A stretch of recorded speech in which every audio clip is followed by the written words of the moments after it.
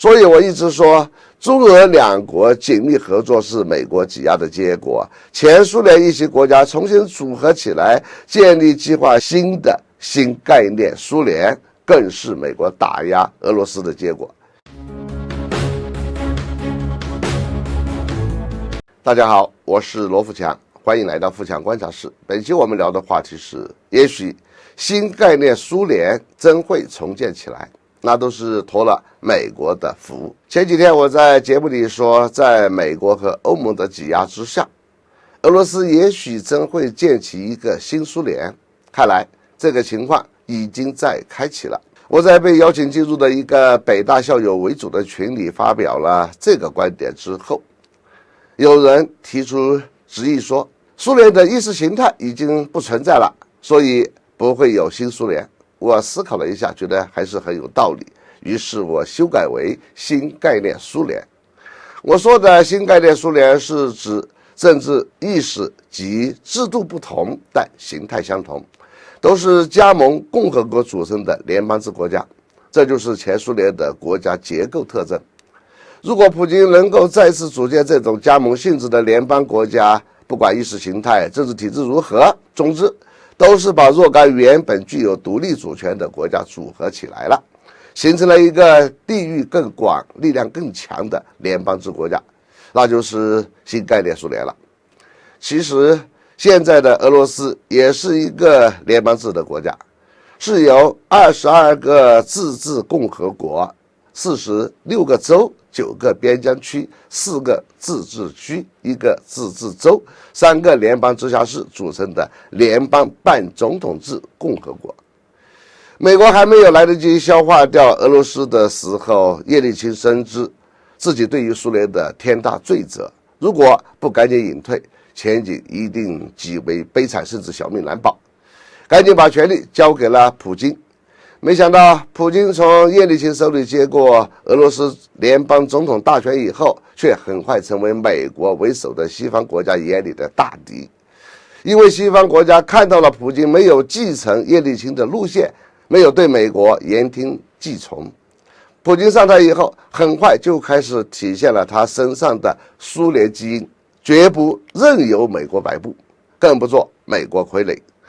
随着时间的推移，全世界政要都发现了普京身上这个强烈的苏联基因，而且普京正在设法让俄罗斯强大起来，继续成为世界格局中的最重要一角。普京奉行了坚决的独立路线，根本不管美国的态度，更不看美国的眼色行事，更是强硬的独立自主。只是由于叶利钦对美国言听计从，甚至极有可能早就成了美国卧底，才成为苏联解体的核心动力人物。用什么休克疗法治国，让俄罗斯元气大伤到几乎死去。好不容易普京让俄罗斯恢复了元气，但美国领导下的北约组织成员国们意识到了他们认为的新危险，于是美国又带着北约成员国们一道，对俄罗斯进行了绝杀一般的经济封锁和制裁。不打垮俄罗斯，美国绝不会善罢甘休，至少只要俄罗斯不是由亲美的人当总统，美国就不会罢手的。所以俄罗斯就成了拜登眼里的最大威胁。于是在他上任1年以来，美国开始在乌克兰、白俄罗斯挑起危机，试图实现对俄罗斯的大逼压境，再加上严厉的经济制裁，促使俄罗斯内部生乱生变，把普京搞下台了，再扶持亲美的政权，进而实际控制俄罗斯。眼看着乌克兰方向不成事，美国又策划了哈萨克斯坦暴乱。没想到普京的确太睿智、太果断了，1天时间就以吉安组织维和部队的名义大军进驻哈萨克斯坦，1天之内就基本平息了该国暴乱。眼看着哈萨克斯坦暴乱失败，眼看着俄罗斯军队进驻了哈萨克斯坦，于是美国开始紧张了，意识到大事不妙。美国国务卿布林肯日前指控俄罗斯总统普京意图重建苏联，说我认为那是普京总统的目标之一，即对以前属于苏联的国家重新施加影响，还宣称这不可接受。从上述情况，我看到的是，普京已经看清楚了，中亚5国也看清楚了，只有团结在一起，才能抗衡美国的颠覆阴谋，所以才会有了哈萨克斯坦总统请求俄罗斯军队进驻维和的情况。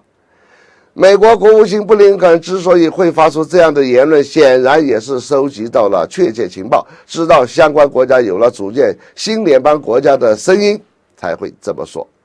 所以我一直说，中俄2国紧密合作是美国挤压的结果，前苏联一些国家重新组合起来，建立计划新